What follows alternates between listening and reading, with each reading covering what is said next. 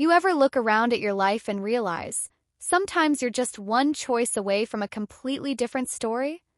Yeah, that happened to a couple of kids in my neighborhood. Let me back up a sec because you gotta hear how wild it gets, and trust me, you'll want to stick around for the ending. So, picture this. It's one of those mornings where the sunlight just pours down and everything feels possible, you know what I mean? On one side of the street, there's Rumi and Zoey, married and totally in sync, making breakfast together while their little girl, bright as a penny, comes skipping in, swinging her arms, giggling, just lighting up the room. You can almost smell the pancakes and hear the laughter bouncing off the kitchen walls. Kind of place where love just feels easy. Now swing across to the other house, Zoey and Mystery. Married too, but man, it's like they speak different languages. They're always arguing over nothing and everything, voices sharp in the morning air while their son just sits there at the table, poking at cold cereal, wishing he could disappear into the floor. No one asks how he's doing. Clock ticks, loud as a thunderclap. I mean, you can feel it, the loneliness, the way he starts to close off like a window slowly sliding shut. Time as it does just rolls on. Kids grow up. Rumi and Zoey's girl, let's call her Hannah. She learns how to paint, how to help her mom in the garden, how to tell a story that makes you laugh until you can't breathe. Every night they sit around the table, Zoey telling those classic dad joke stories, the kind you groan at but secretly love. It's the kind of home that makes you believe in happy endings. But Zoey's son, let's call him Kai, he's on a whole different path. He slips out of the house more and more, skips class, falls in with the wrong crowd, gets into trouble, lies about it, stops caring. You ever see someone just drifting like they're out at sea with no life raft? That's him. And his parents, Zoey and Mystery, they're too wrapped up in their fights to notice their kids drowning. Years fly by. Hannah wins a big school award, her parents cheering so loud she can't stop smiling. Meanwhile, Kai's caught stealing from a corner shop, chased down by the police, rain pouring down his face as they snap the cuffs on.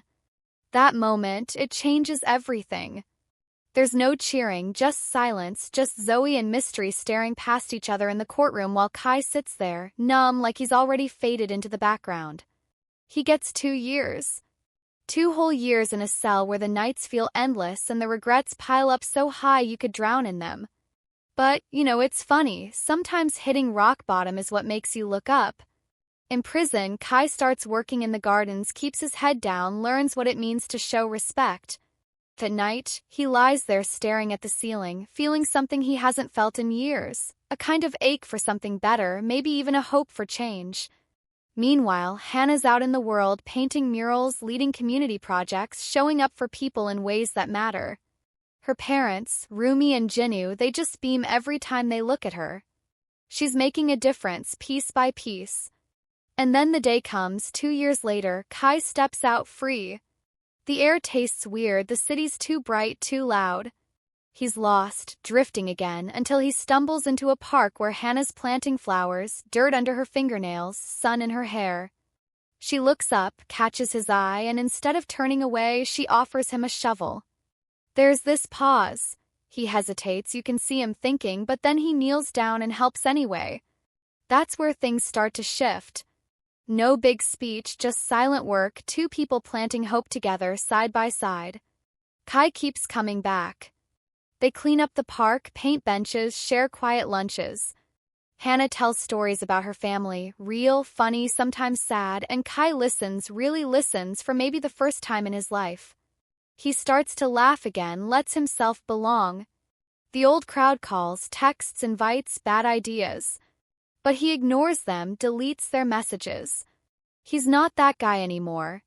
He wants to be better for Hannah, for himself. You see it in the way he carries himself, in the way he looks at her, like he's seeing sunlight for the first time. Then one day, out of the blue, Mystery, Kai's dad, shows up. They haven't talked in years. It's awkward as hell at first, words fumbling, silences stretching. But slowly they start to get real with each other, talk about the stuff that mattered, the things they missed. It's not perfect, but it's honest, and that's enough for now. Zoey and Rumi? They see what's happening and open their home, invite Kai and his family over for dinner. There's tension at first, sure, two families with all their baggage squeezed around one table. But laughter wins. The old grudges start to melt just a little, replaced by something softer, warmer. For the first time, everyone's just people, messy, hopeful, figuring it out together. Walking home that night, the sunsets painting everything gold, the city quieter, the future wide open. Kai feels hope, a real, solid hope, like maybe he finally belongs somewhere and he's not alone on this road anymore. He knows he can change. He is changing. And Hannah? She's right there, matching his step, holding his hand. You see, the way we grow up, the homes we come from, they shape us, yeah, but they don't have to define us forever. Redemption's real, compassion matters, and sometimes all it takes is a second chance and someone willing to believe in you. So tell me, was it justice, luck, or something else that turned Kai's life around? Do you think people can really change, or are we just stuck in our stories? Drop your thoughts below. I really want to hear what you think. Because honestly, this is the kind of ending we all wish for, but maybe it's only the beginning.